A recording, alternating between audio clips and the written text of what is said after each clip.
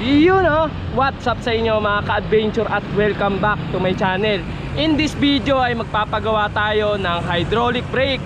Yan, kung napunta ka sa video na to at gusto mo magpa-repair at magpa-maintenance ng preno, tamang-tama yung video na to para sa'yo. Kaya tara, samahan nyo kami. Let's go!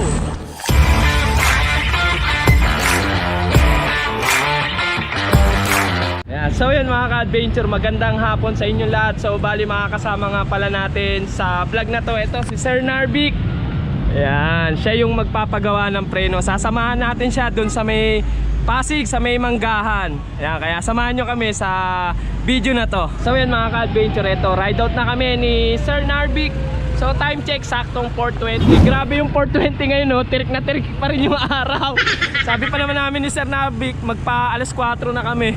Ayan, na-late na nga kami ng konti, ang init pa rin. Ayan, so bali, andito tayo sa may bagong palengke ng Taytay. Ayan, nagkita kami ni Sir Narvic sa Jollibee. So dito kami dadaan sa may Highway 2000. So pag dinire-diretso to, labas na nito Barkadahan Bridge sa may Floodway. So pag nasa Floodway na kayo, madali na tumbukin yung papunta doon sa may gawaan ng hydraulic brake. So kahit anong preno ginagawa niya mga ka-adventure. Mga ka-adventure, andito na tayo sa Barkadahan Bridge or Fishport kung tawagin. Kaya pag dumiretso kayo dyan, yan yung going to C6. Pag kumaliwa, going to Angono. Dito tayo sa kanan.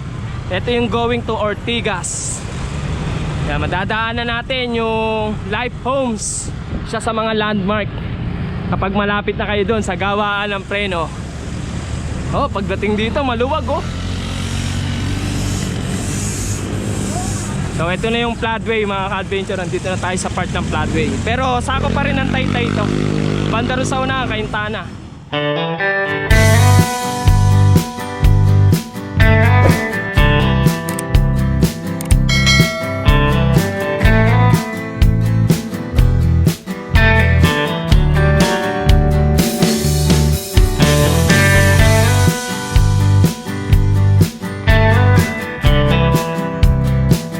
Adventure, andito na tayo sa may Life Homes.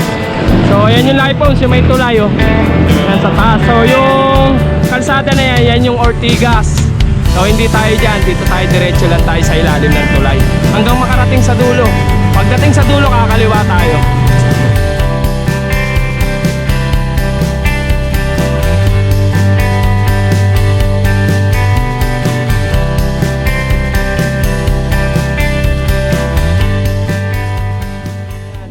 Adventure, pagdating dito sa dulo, kakaliwa na tayo. Yan, going to Rosario, kakaliwa tayo dyan. Yan, so yun mga ka-adventure, ito, nakakaliwa na tayo. Ito yung tulay Yan, so pagkalampas ng tulay na to, kakaliwa na tayo ulit. Yan, pagkaliwa sa dulo, kaliwa ulit. Konting konting counterflow kasi mga ka-adventure, yung papasukan natin is one way. Pero maigsi lang naman yun, doble ingat na lang. Kadalasan yung mga pumupunta doon kay Excel, dito dumadaan. Kasi kapiranggot lang pwede naman lakarin paglampas ng tulay na to. Kung nakikita nyo yung kalsada sa kaliwa, yan, dyan tayo liliko, dyan tayo papasok. Ayan Tapos hanapin nyo lang yung green na gate. Yan, tawid tayo. So yun mga ka-adventure, ito nakatawid na ako. So ayun si Sir Narvic, naunahan tayo. Yan, so pagkaliwa yun nga, counterflow kasi one way to mga ka-adventure. Puro pasalubong yung mga sasakyan dito. Pero konti lang naman yung dumadaan dito. Yan, so yun mga ka-adventure, pagkaliwa nyo, hanapin nyo lang yung gate na to na green. So ayan, may address na naman nakalagay 1024 West Bank Road. Yan, so pasok lang kayo dyan, tapos ipagtanong nyo lang kung saan yung gumagawa ng preno. Yan, tara, pasok tayo.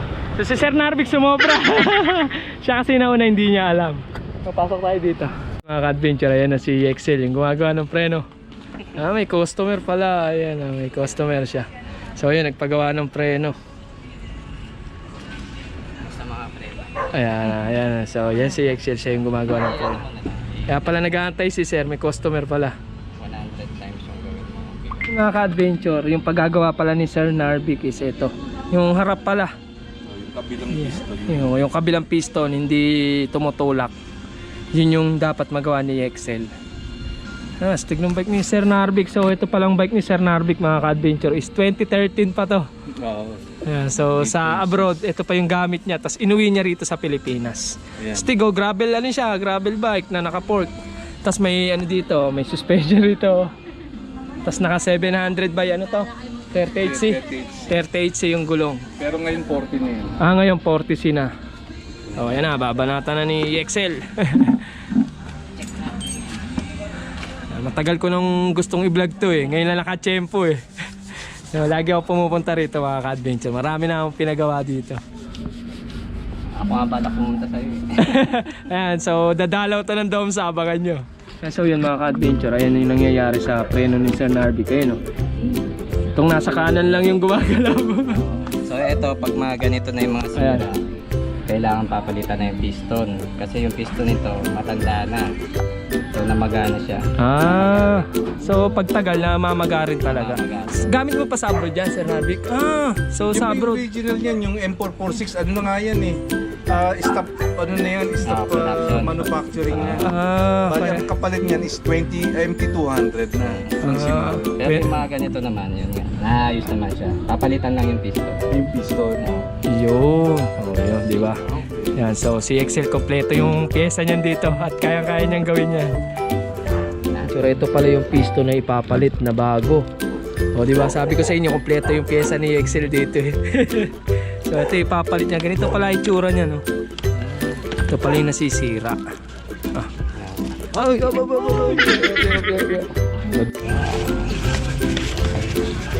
So syempre mga ka-adventure, bago gawin, linis muna. Sa mga gustong mag-DIY, available sa Shopee natin itong piston, no? Ayan Ito lang gagawin mo. Ayan, so may Shopee ka na rin pala. Meron. Ayan, so si Excel mga ka-adventure, may Shopee na rin pala siya. Anong Shopee mo? Junjay online shop. Ayan so lalagyan natin dyan sa screen. I-type nyo lang dun sa sa search bar yung Capreno. Nakikita nyo na agad yung mga available na product ng Capreno natin. Ayos Titinda ka na rin pala. Ayos talaga.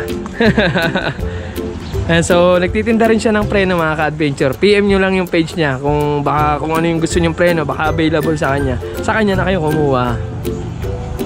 Shimano oil. Shimano oil. Regarding sa mga hydraulic brakes, nandun siya. Pag mechanical, ginagawa mo rin mechanical. Mechanical, almost na mga pupunta na mechanical dito is nagpapa-adjust lang. So,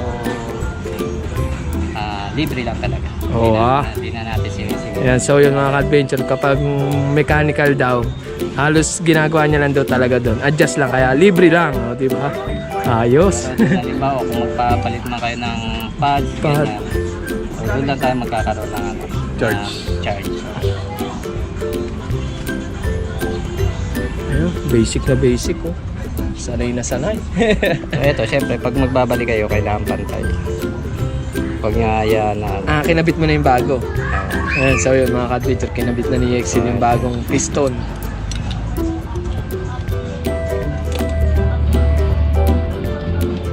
Kahit lumang preno, ginagawa nito. Yung ano rito, yung bukod dun sa isa, yung isa rin pala magana.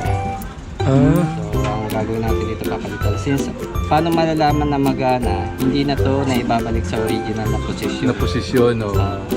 Katulad nito kanina, nung trinay ko siyang i-reset. So, pag nireset, tinutulak, di ba? Ayaw niya na talagang bumalik. Hindi katulad nito na pag reset Lubog na lubog. Lubog na lubog. Yun pala yun. So, ibig sabihin, itong part na to, yung nakalabas na to is magana. Magana rin. Papapalitan. Ganun pala yun. Ganun pala yun. Oo, kaya yun sa'yo, pagka kayo maniwala doon sa linis-linis. Oo. Dito nyo na pa-check agad kay Excel. Baka mamaya puro kayo pa tawag dito, pa-bleeding. Yung pala may problema na. Nako, mahirap yun. O kasi iba, akala bleeding lang di ba? Buti nakita mo isa na tutulak. Hindi kasi nung nagpalit kang pads. Nagpapalit, ganun, pag nagpalit kang pads, isa lang ang may Di ba? bawas. Pero since meron naman na tayo bleed na. Diretso bleed na.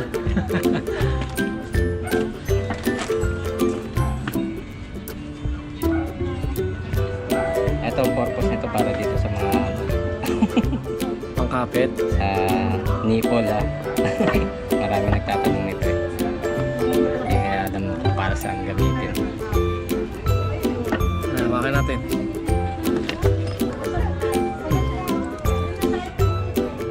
Para may participation din sa vlog.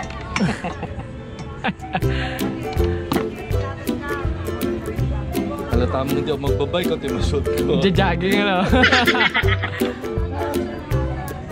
Bibleed pa. Bibleed.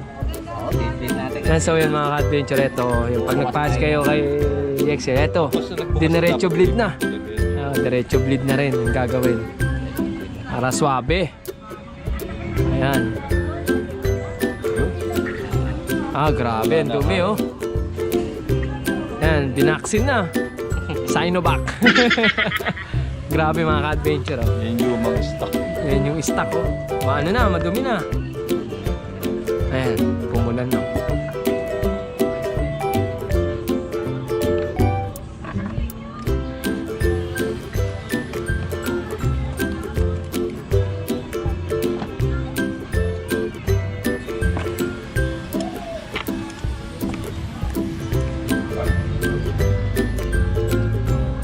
Ganun lang kasimple. So sa mga gustong matuto, visit nyo yung channel ni Excel, yung Capreno channel. Mawawala siya ng trabaho. Basic Basic tips tips lang. lang naman yung tinuturo niya. Pagka Mga teknika, mahirap-hirap, no? mas mahirap yung pag talaga pinag-aralan. Ang ganda nung pang ano mo ha, mataas. Malinaw. Malinaw. Kitang-kita agad. Bulang-bula, no? Dami hangin. Hindi ka talaga pag nagbukas na.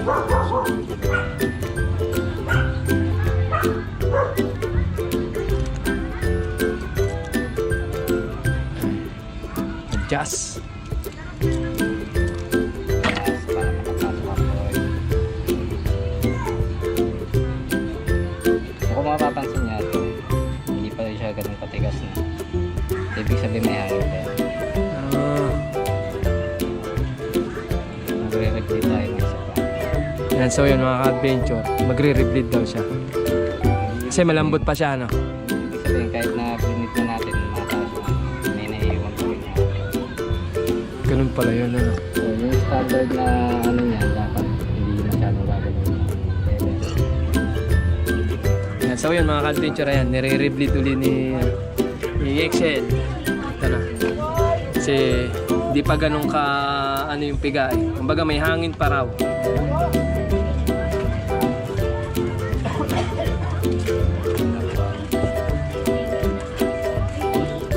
Gusto yata ipabaliktad pa.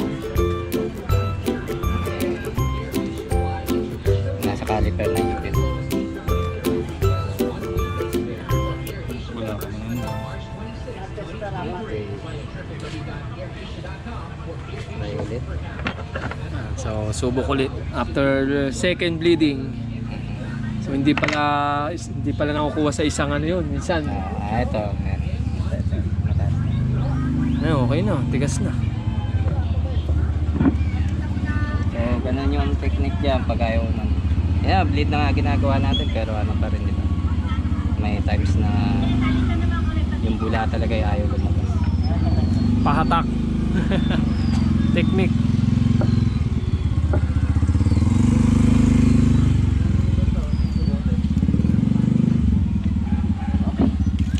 Okay na. Yan mga ka-adventure, ito ibabalik na ni Excel yung pinaka-preno ni Sir Narvik. Iti-testing daw kasi iba pa rin pag nakakabit sa roto. Hindi mo malalaman kung okay na siya talaga. So yun mga ka-adventure, ayan o. Sige. Ayan, so yun mga ka-adventure, ay smooth na o. Dalawa na pumipiga. Hindi katulad kanina yung isa lang pumipiga. Mga gusto yung mga mag-ano yung piston dyan, dalhin lang dito. Ayan. So yun mga ka-adventure, ito yung rotor lilinisin, tapos yung pads papalitan kasi contaminated na. So tumutunog, kumbaga lumalangit-ngit kapag pumipreno siya. So yun ang diskarte ron. Palitan ng brake pad kasi once na hindi nyo pinapalitan to, contaminated to. Hindi, ganun pa rin. Kahit anong linis nyo rito, lilipat palipat-lipat lang siya. Yan, so yan mga ka-adventure, yung tawag dito, yung pads dito kay XL is 80 pesos lang daw. Ayan, so ito, lilinisin niya to. Alam ko, nililihan niya to itong ganitong rotor. Lalo na kung maitim, nililihan ni XL yan para bumalik sa dati. So ito, nakita nyo naman, spotted yan, oh. Yan, so yun mga ka-adventure, ito may dumayo rito si sir, bibili siyang pads. Yan, customer din ni XL yan. Yan, so ayun, papalitan na yung pads ni Sir Narvik.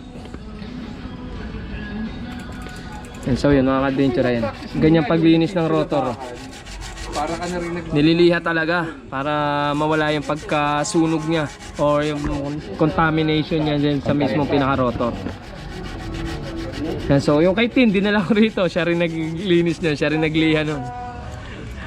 Kasi nasunog yung rotor ni Tin sa shotgun eh. Bago magsarado yung shotgun, buti na nakapag-shotgun kami. sa pinit. O hindi naman masyadong bago. Tingnan nga natin kung ano nangyari. Hindi pa, kulang pa. And so yun mga ka-adventure, kung nakikita nyo yung rotor niya na kulay parang tanso, hindi yun yung kulay nun, sunog na yun. Dapat kulay silver talaga siya. Ayan, parang ganyan, kulay silver. Yan yung original na kulay niya. Kahit lihahin nyo, yan ang lalabas niya. So yun mga ka-adventure, yun nga, pagka yung lever nyo, katulad na itong sa akin, ayan, luma na. So ito, nabudol na tayo, magpapapalit na ako. So yung ganito kay XL, itong bahay lang na to is nagkakalaga ng 400, libre na kabit, o diba? Murang-mura, para ka naka-brand new na, oh. Kasi yung caliper, hindi naman yung nagagasgas, maganda pa itsura niya, no? Ito lang talaga yung lagi nagagasgas kasi lagi nandito. Ayan, tinan nyo, acidic kasi, nabakbak na yung pinaka-lever ko. Tsaka yun nga, matagal na, 4 na taon na yan, no? So ayan, talagang para sa akin na siguro to. Yan, papapalit na natin to para maganda naman tignan yung bike natin. Para hindi naman nakakaya pa sa video pagka pinapakita ko yung handlebar ko. A few minutes later. So yun mga ka-adventure, eto na. Brand new na uli yung MT200 natin, oh. Yun, oh. Grabe, bagong bago. Para ka talagang bumili ng brand new. So pero ito lang yung binili natin brand new. Itong pinakabahay ng itong lever. Swabe mga ka-adventure, sa halagang 400, libre na kabit. Diba? Kaysa bumili tayo ng bago, mahal din yung bago, nasa 1.8, 1.7 pa ata eh. Yung bago nito 1.8 yung bili ko. oh, diba? 1.8 pa. Isang set yun, isang left, isang right.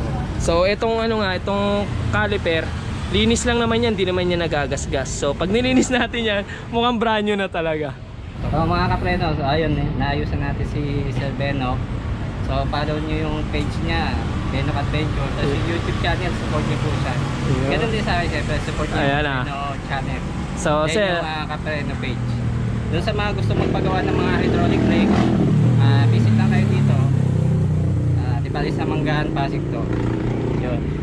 So, shoutout dun sa mga nagawa ko. Solid! Solid, oh. Solid! At saka lang sir, ano yung mga mo sir, ano yung mga ino-offer mong repair? Di ba nagre-repair tayo ng lahat ng klase ng hydraulic brakes from bike, road bike, and scooter. Oh, yun Electric scooter. Ayun. Magawa tayo nun. Then, meron din tayong Shopee dun sa mga gustong mag-DIY. Meron tayong Shopee, yung EXIWK online shop. So, bisitahin nyo lang yung Shopee, then type nyo lang yung Capreno. Makikita nyo na yung mga post ko.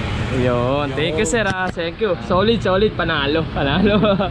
Thank you. Sa ulitin. So yun mga ka-adventure, ito after namin magpagawa ng preno ni Sir Narvik, syempre ito chibog naman. Sir Narvik Goto with tokwat baboy, oh. Ayan, oh. Panalo, lechon, oh. Food trip muna. Kain muna kami dito. Okay, ingat. So paano mga ka-adventure, dito ko natatapusin yung video. Yan, tapos na nga kami ni Sir Narvik magpaayos ng preno at ayun, tapos na rin kami mag food trip. Yan, syempre unang-una maraming salamat kay EXL John J, yan, kay Capreno, at naging maayos naman yung paggawa niya kay Sir Narvik. grabe, swabing-swabe na yung preno ni Sir Narvic ngayon. At syempre, maraming salamat din at inoperan tayo ni Kapreno na palitan na yung ating housing ng lever natin. So parang naging brand new uli. Yan, so nag-iwan nga pala ako ng sticker doon. Sa mga papashare nga pala kay Excel, hingi lang kayo ng sticker ko. Nag-iwan tayo doon. Tapos kapag nakabalik ako, mag-iiwan uli ako para may sticker tayo palagi doon. Yan, hanggang dito na lang yung video mga ka-adventure. Maraming salamat din sa mga nanood dyan at patuloy na sumusuporta sa akin dyan. Maraming salamat sa inyo. Kung di ka pa nakaka-subscribe, please subscribe to my channel. Pakit na rin yung bell button para sa mga video updates. Maraming salamat po. Ride safe. Batian na lang sa daan.